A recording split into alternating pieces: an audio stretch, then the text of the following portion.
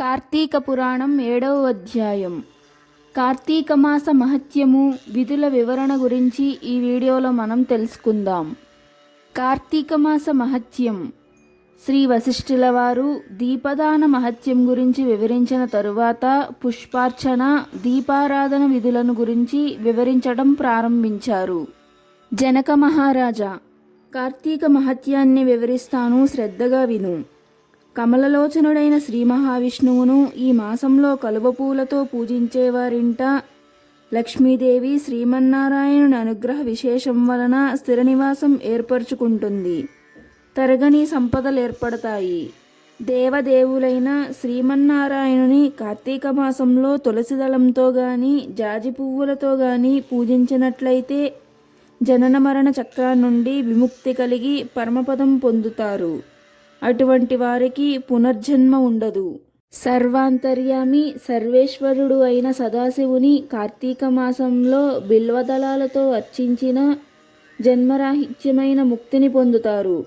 కార్తీక మాసంలో ఫలదానం చేసినట్లయితే సూర్యరశ్మికి చీకట్లు పారిపోయిన విధంగా ఫలదానం చేసిన వారి పాపాలు పటాపంచలవుతాయి. కార్తీక మాసంలో శ్రీమన్నారాయణుని ఉసిరి చెట్టు నీడలో భక్తితో పూజించిన వారికి నరకాధిపతి అయిన యమధర్మరాజు తల ఎత్తి చూడలేడు. అనగా నరకబాధలు కలగకుండా మహదానంద స్థితి కలుగుతుంది.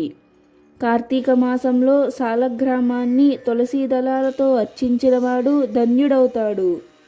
ఈ విషయంలో ఏ విధమైన సందేహం లేదు. భక్తి శ్రద్ధలతో కార్తీక మాసాన బ్రాహ్మణులతో వనభోజనం చేసిన వారికి వారు అర్జించుకున్న కోట్ల కొలది పాపాలు సైతం నశించిపోతాయి. ఉసిరి చెట్టు క్రింద సాలగ్రామార్చన చేసి సజ్జనులతో వనభోజనం చేయడం వలన వైకుంఠం ప్రాప్తిస్తుంది. కార్తీక మాసంలో భక్తితో భగవంతుని సన్నిధానంలో మామిడి తోరణాలు కట్టి సాలగ్రామాన్ని పూజించడం వల్ల ఉత్తమ గతి ప్రాప్తిస్తుంది.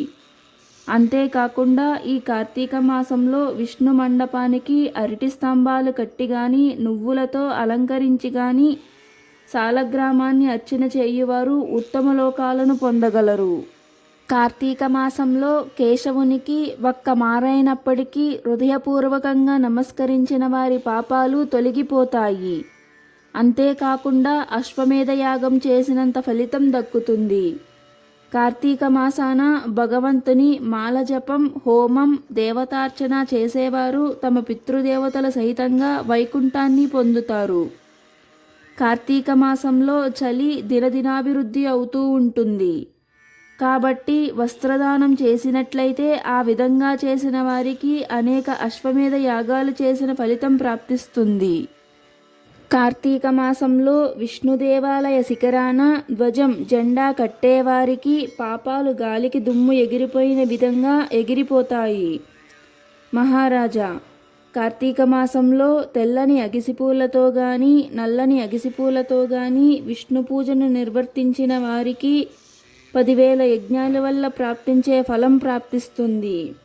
తులసికోట ముందు ఆవు పేడతో నలికి శంఖం, పద్మం, స్వస్తికాది ముగ్గులు పెట్టి అలంకరించిన స్త్రీలు విష్ణు భక్తులవుతారు. కార్తీక శుద్ధ చతుర్దశియందు, కార్తీక బహుళ చతుర్దశియందు విష్ణు దీపారాధన చేయటం వల్ల కలిగే ఫలితాన్ని వర్ణించడానికి సృష్టికర్త అయిన బ్రహ్మదేవునికి కూడా సాధ్యం కాదు. కార్తీక చతుర్దశియందు ప్రమిదలో కొన్ని నువ్వుల గింజలు వేసి అగిసి పువ్వులు ఉంచి విష్ణువాలయంలో దీపాన్ని శ్రీమన్నారాయణనకు దీపారాధన చెయ్యాలి. కార్తీక పౌర్ణమి నాడు జిల్లేడు పూలతో శివారాధన చేసిన వారికి దీర్ఘాయువు కలుగుతుంది. మరణానంతరం శివసాయుధ్యం ప్రాప్తిస్తుంది.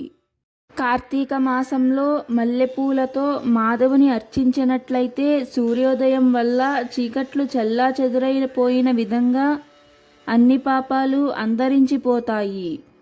తులసి కాష్టముతో తీసిన గంధాన్ని శ్రీమన్నారాయణకు అర్పించినట్లయితే పాప విముక్తి కలిగి విష్ణుపదాన్ని పొందుతారు. కార్తీక మాసంలో విష్ణుమూర్తి మ్రోల నర్తకుని వలె నాట్యం చేసినట్లయితే జన్మరాహిత్యమైన పాపాల నుండి విముక్తి కలుగుతుంది. ఓ రాజా, కార్తీక మాసంలో విష్ణు దేవాలయాన్ని అందంగా అలంకరించిన వారు వైకుంఠంలో విష్ణు సాయుధ్యమును పొందుతారు. కార్తీక మాసంలో అన్నదానం చేయటం వలన గాలికి మబ్బులు చెదిరిపోయిన విధంగా సకల పాపాలు చెదిరిపోతాయి. తిలాదానం, నదీ స్నానం, బ్రహ్మపత్ర యాగమున భోజనం, కార్తీకమున అన్నదానం ఈ 4ను సామాన్య ఫలప్రదాలని పెద్దలంటూ ఉంటారు. కార్తీక పౌర్ణమి నాడు స్నానం దానం చెయ్యని వాళ్ళు అనేక మార్లు కుక్క జన్మలెత్తి చివరికి చండాల జన్మ పొందుతారు. కార్తీక వ్రతం చెయ్యని స్త్రీ గాని పురుషుడు గాని అనేక జన్మలు కుక్కగాను గాడిదగాను పుట్టక తప్పదు. కార్తీక పౌర్ణమి నాడు భక్తవత్సలుడైన శ్రీమన్నారాయణుని కదంబ పుష్పాలతో పూజించిన పుణ్యాత్ములు సూర్యమండలాన్ని ఛేదించుకొని పోయి స్వర్గలోకంలో సుఖాలు అనుభవిస్తారు. కార్తీక మాసంలో సర్వజగద్రక్షకుడైన శ్రీమన్నారాయణుని భక్తితో మొగలి పువ్వులతో ఆరాధించినట్లయితే 7 జన్మల పర్యంతం వేదాంగ పారంగతుడైన బ్రాహ్మణ జన్మలు ప్రాప్తిస్తాయి. శ్రీమన్నారాయణుని 1000 దళాలు గల కమలాలతో కార్తీక మాసంలో పూజించిన మానవులు దీర్ఘాయువును పొంది తుదకు సూర్యలోకం పొందుదురు. అకసి పువ్వులతో స్వామిని అలంకరించి ఆ విధంగా అలంకరించిన విష్ణు ప్రతిమను భుజమును దాల్చిన వారు స్వర్గాధిపత్యం పొందుతారు. స్త్రీలు గాని పురుషులు గాని పూలమాలలతో తులసీ దళాలతో విష్ణు భగవానుని పూజించినట్లయితే సకల పాపాలు తొలగిపోతాయి. విష్ణు పదం పొందుతారు. కార్తీక మాసంలో అధమం ఆదివారం నాడైనా స్నానం చెయ్యాలి. ఆ విధంగా చేసినంత మాత్రాన నెలంతా స్నానం చేసిన ఫలితం ప్రాప్తిస్తుంది.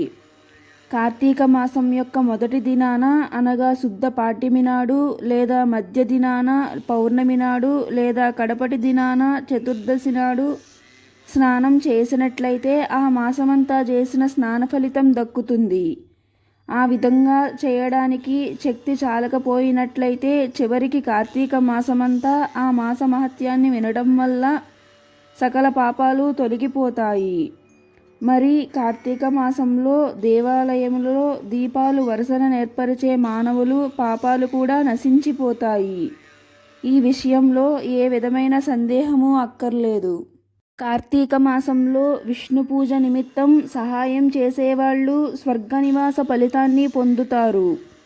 గంధం, పుష్పం, ధూపం మొదలైన అలంకారాలతో కార్తీక మాసంలో విష్ణు భగవానుని భక్తిపూర్వకంగా అర్చించి ఆరాధించేవారు శాశ్వతమైన విష్ణుపదం పొందుతారు.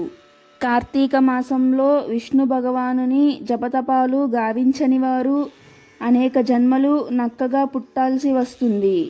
ఏ మానవులు కార్తీక మాసంలో పురాణ కాలక్షేపం చేస్తారో వారు హరిమందిరం చేరుకుంటారు. ఈ మాసంలో సాయంకాలం వేళయందు స్తోత్రపటాన్ని పారాయణ చేసేవారు స్వర్గసుఖాలు అనుభవించి అనంతరం శాశ్వత ముక్తిని పొందుతారు. తిరిగి జన్మించాల్సిన అవసరం కలుగదు. ఇది శ్రీ స్కాంద పురాణాంగత కార్తీక మహత్యమండలి 7వ అధ్యాయం సంపూర్ణం. ఈ వీడియో మీకు నచ్చినట్లయితే లైక్ చేయండి అండ్ మరిన్ని ఆధ్యాత్మిక విషయాల కోసం మన ఛానల్ని సబ్స్క్రైబ్ చేసుకోండి.